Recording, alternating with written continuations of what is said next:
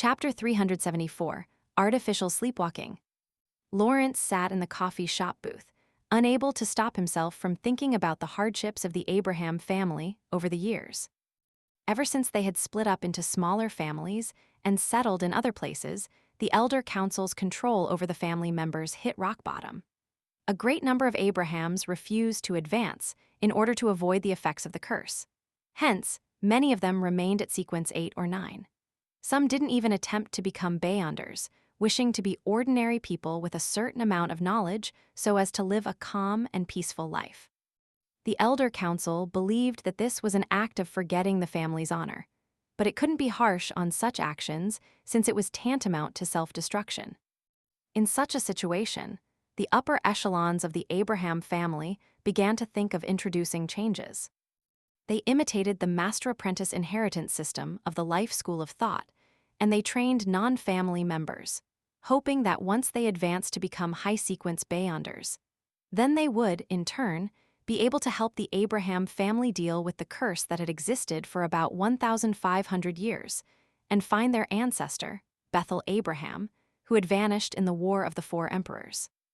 The plan started off smoothly, and the apprentices who didn't have to worry about the curse quickly became stronger and stronger under the Abraham family's meticulous nurturing.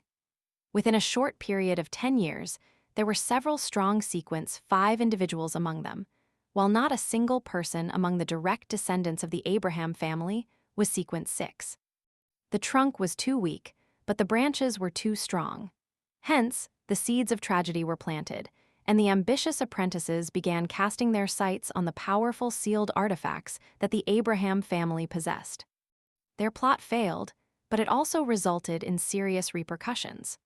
All the non-family members at sequences 6 and 5 were of the opinion that their positions within the Abraham family didn't match their own strength and that they couldn't be trusted, preventing them from being in possession of certain sealed artifacts. In the process of going back and forth, with difficult negotiations occurring and compromises between the two parties, an accident happened. One of them, Traveler Bodis, was lured by the true creator into joining the Aurora Order, which led to a terrible disaster. In this disaster, the upper echelons of the Abraham family were almost completely destroyed. More than half of the few powerful sealed artifacts were lost, and only 3 were left. As a result, Lawrence's brother, who he shared the same mother with, Richard, died. Not only did Bodis benefit greatly from it, but he also gathered all the Beyonder ingredients he needed. And with the help of the true creator, he successfully overcame the dangers and became a demigod, becoming one of the 5 saints of the Aurora Order, the Saint of Secrets. After the disaster, the rebuilt Abraham family's elder council reflected over the actions of the past few years, but they couldn't find a solution to the problem. Emotions such as negativity, dejection, and hopelessness shrouded the hearts of the few remaining family members.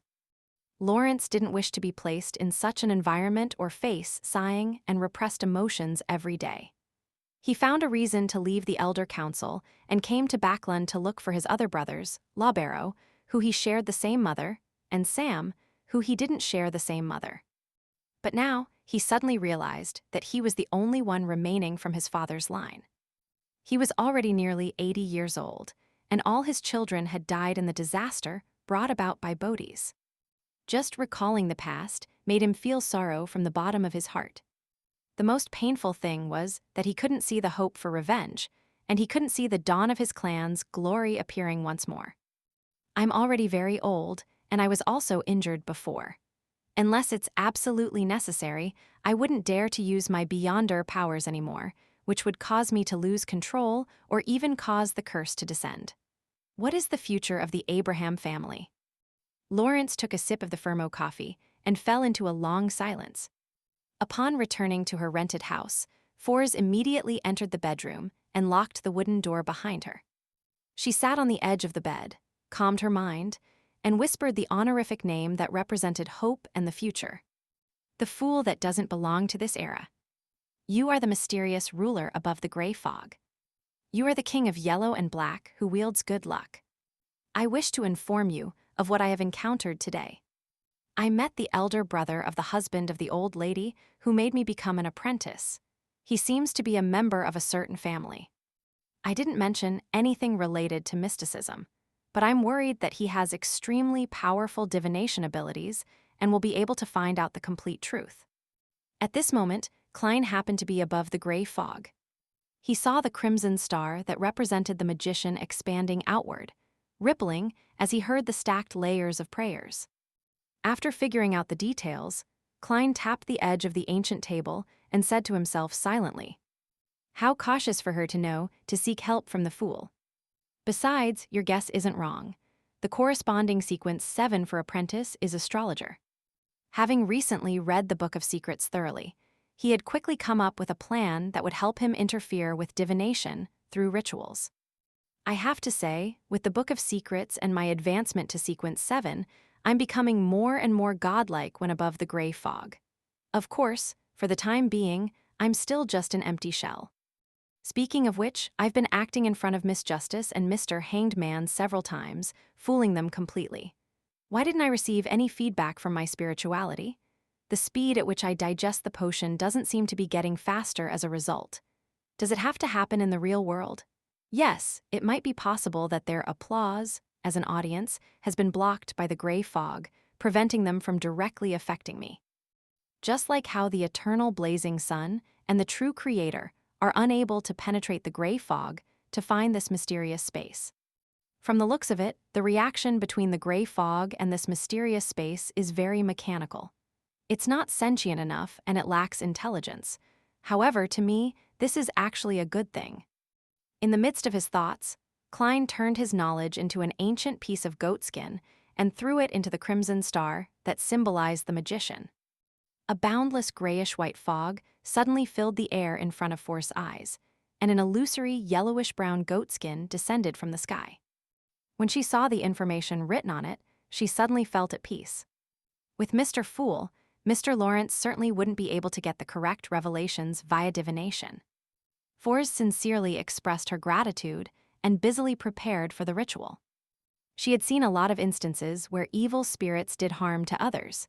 In fact, she didn't trust the fool that much, but the curse of the full moon forced her to rely on him. Regardless of how bad the consequences are, I will just lose my life. Without the help of Mr. Fool, I would have already lost control during the last blood moon and become a monster. Every day I live is a day gained. This is all given to me by Mr. Fool, and he can take it back at any time. Well, it's best if he does. Forrest took a breath and lit the 2 candles that symbolized the fool. The initial steps of the ritual were no different from those she had mastered before. This continued until the candles were lit and the essential oils, extract, and herbal powder were thrown into the fire. When the fragrance of a serene etherealness filled the room, a faint, illusory fog covered the entire altar.